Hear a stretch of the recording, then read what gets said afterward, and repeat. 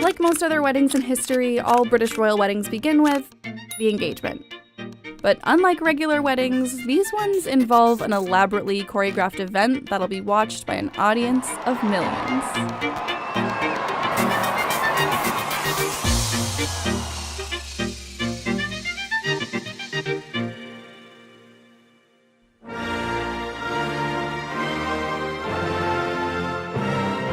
One of the first decisions a couple makes is deciding where to actually do the thing. If they're really into history and tradition, there's really only one choice. From the solemnity of the Abbey.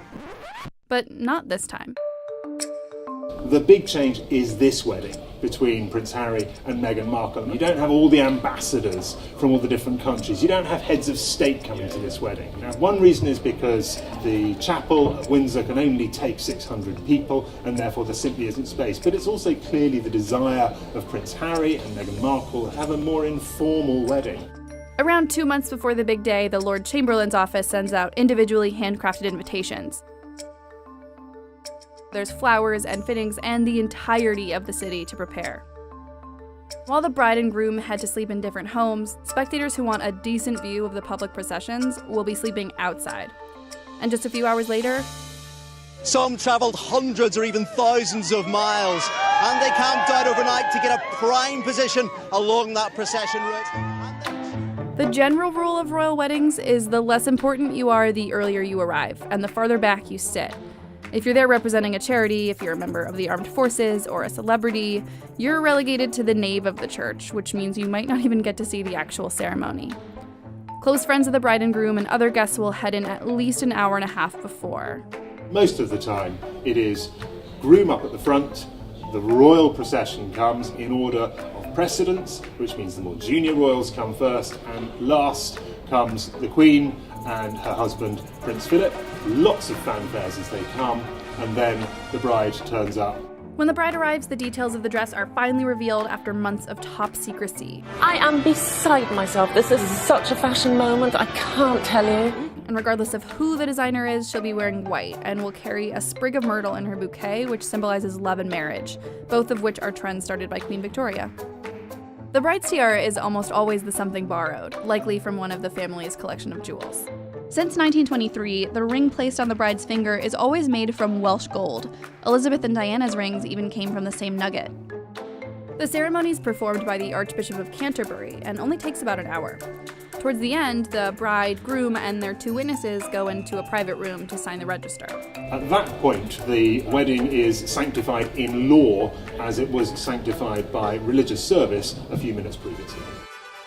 Officially married, the bride and groom exit, closely followed by the procession of the Queen. If there's any heart that hasn't been won over by her today, it can kindly surrender now. There's a good chance you'll hear pomp and circumstance around this time. Although Americans associate it with high school graduations, it was originally written for the coronation of King Edward VII. The bride and groom will likely make their way into the open 1902 state landau for the official carriage procession around the city. That's when the crowds, who have been waiting for hours or possibly days, will get their first look at the royal couple. This usually concludes with the iconic appearance on the Buckingham Palace balcony, on which Diana and Charles were the first to kiss. The kiss is a critical moment in the entire royal wedding ceremony. You don't just throw it away in the middle of church. It has to be seen live by hundreds of thousands of people. And just in case anyone had missed it, Prince William suggests one more kiss.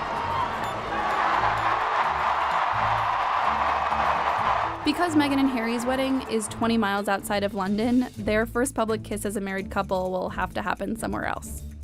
Afterwards, the wedding party takes official photos and ceremony guests gather for the wedding breakfast, complete with a traditional fruitcake. Though in the past, the bride and groom would change clothes and depart for their honeymoon directly afterwards, current royals have gone for a more modern approach with a real party, and they won't be the only ones celebrating. It is generally seen as an excuse to have a good time, and somewhat buttoned-up Brits who don't really have a good time in public that much let their hair down and enjoy themselves in the middle of their street.